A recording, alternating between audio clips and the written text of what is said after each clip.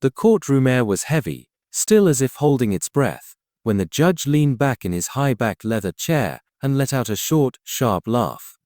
It wasn't the laughter of shared humanity, but the kind that slices through dignity like a knife. His lips curled in the faintest sneer as his eyes settled on the man standing quietly at the back of the room, a black janitor, his posture steady, his hands clasped loosely in front of him.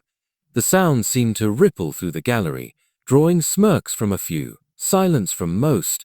The judge's voice, dripping with condescension, called out to him, not for help, but for amusement. A mocking question about whether he knew the difference between a mop and a legal argument. The laughter came again, low and cruel. The janitor did not answer. The man's name was Elijah Ward, and though he wore the navy coveralls of courthouse maintenance, his eyes held something far older than this moment, something harder to shake. His silence was not submission. It was a stillness that came from having walked through fire long before this day. A thin line of sweat traced the side of his temple, but it was not fear that caused it.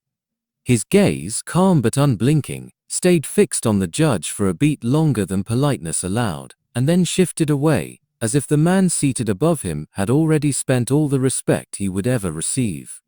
Elijah had known men like this before, men who thought the world was theirs to measure, that worth could be weighed on the scale of skin and accent.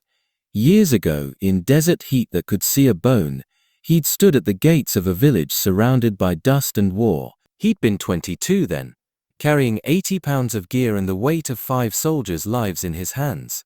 The air had smelled of smoke and copper, the ground trembling with distant artillery. That day, when a convoy had been cut off and a roadside bomb turned the world into fire, Elijah had been the one who pulled 3 men from a burning vehicle. His own uniform had caught fire in the process, but he hadn't felt the heat, only the weight of the limp bodies in his arms and the grit of sand in his teeth.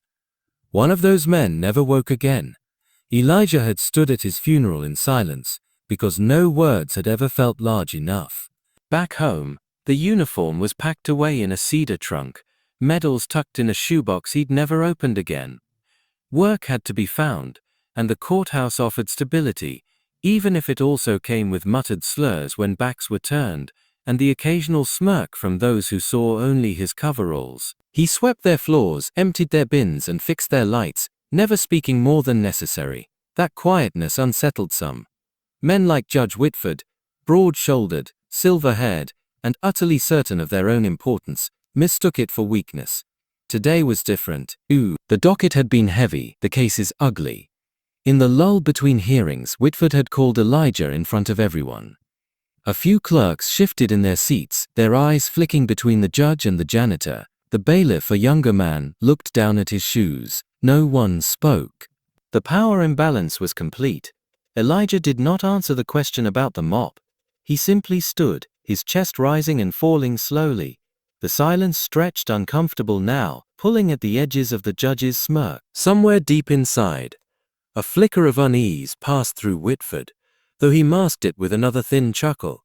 What no one in the room knew, what Whitford could never have guessed, was that Elijah had been holding a letter in his pocket all morning. The paper was creased and soft from being unfolded and folded again.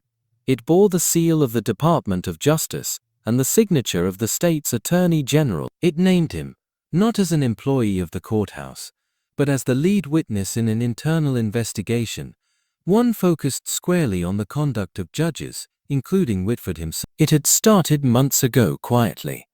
A woman who worked late nights in the courthouse had confided in Elijah about certain things she'd overheard. Case-fixing, backroom deals, comments that made her skin crawl. Elijah had listened, really listened, and then he'd done what no one else dared. He'd reported it, bypassing the courthouse entirely. Investigators had come in plain clothes, using the janitor's keys to access files, relying on his quiet presence to move unnoticed through the building. The man they laughed at had been the one moving the pieces into place. Now as Whitford looked down at him, the door at the back of the courtroom opened. 3 figures in dark suits stepped inside, their eyes sweeping the room. Conversations faltered. Whitford's laughter caught in his throat as one of them approached the bench and handed him a folder. Elijah watched, expressionless, as the judge's face drained of color. The man opened his mouth, then shut it, his gaze darting to Elijah, searching for something, recognition perhaps, or mercy. He found neither. The silence in the room deepened, thick enough to taste. One of the agents turned toward Elijah and gave the smallest nod, an acknowledgement that was worth more than applause. Whitford's gavel sat idle. His hand, once steady and commanding, now trembled against the wood of his bench. The smirk was gone. Elijah's voice, when it came, was low and steady. He spoke only once, and only to answer the judge's earlier question. Not with insult or defiance, but with a truth that landed heavier than any shout. The words were simple, but they hung in the air like a verdict.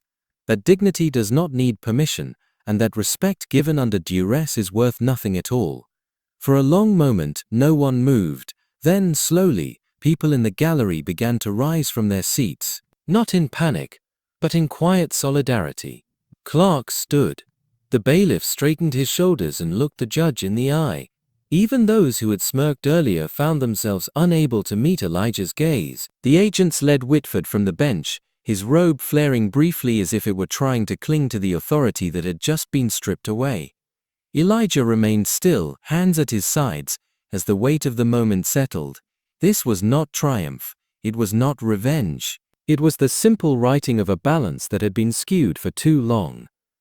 Later, when the room had emptied and the echoes had faded, Elijah walked the length of the courtroom alone. The wood beneath his boots was polished smooth, and the scent of old paper and dust lingered. He paused by the bench, looking at the seat where Whitford had laughed hours earlier. The silence now was different, lighter, almost clean. He left without a word, the folded letter still in his pocket. And though no one would write about it in the papers, those who had been in that room would remember. They would remember the man in coveralls who stood without flinching, who said almost nothing, yet spoke louder than anyone else. They would remember the truth behind the quiet. That the strongest voice in any room is not always the one that shouts, but the one that refuses to bow. Wherever you are hearing this, consider the battles you cannot see, the ones fought without fanfare, in silence, in the spaces where dignity is tested. Some heroes carry rifles, some carry mops, and some carry the weight of justice itself, hidden in the fold of a pocket, waiting for the right moment to be set free.